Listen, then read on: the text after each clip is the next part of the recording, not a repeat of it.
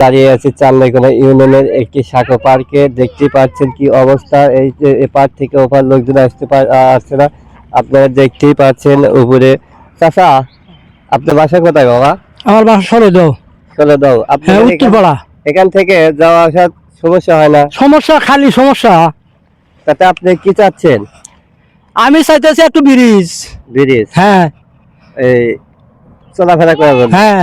বর্ষা মাসে কি অবস্থা চলাফেরা করেন এখন? বর্ষা মাসে হয়তো যে সাঁকো দিয়ে চলাফেরা হইলাম, ওই সাঁকোটা ভেঙে গেছে।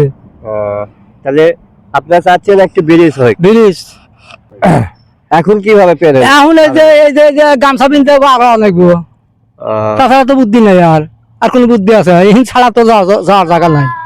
ও ব্রিজটা যাবো, তা ওই যে ভেঙে গেছে, যাওয়া যায় না, বুঝছেন?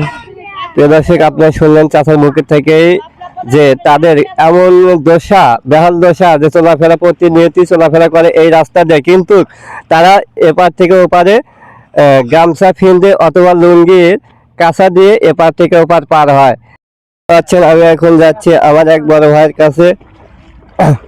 আসসালামু আলাইকুম। ওয়ালাইকুম আসসালাম। বড় ভাই, আপনার যখন বর্ষা মাসে এপার থেকে ওপারে পার হন, সকলে আপনাদের কি সমস্যা হয়? সমস্যা আমার কষ্ট, এবার তো ওবার যাওয়া কষ্ট। এই নিয়ে ছাত্ররা স্কুলে যায়, হ্যাগার যায়, কষ্ট। তারপরে চার ডুবে গেছে, আমরা বারবার আমরা নিজের খরচা দিয়ে চার হারি। আপনি এখন কি চাচ্ছেন?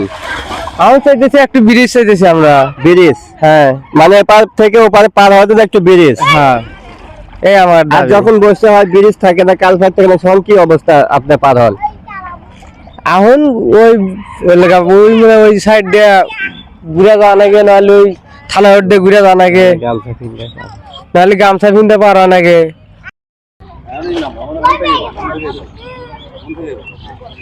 এখন বর্ষা আসতেছে, কিন্তু কাহিনী হচ্ছে মানুষ কিভাবে এপার থেকে ওপারে পার হবে এই ভাঙ্গা সাঁকো দিয়ে।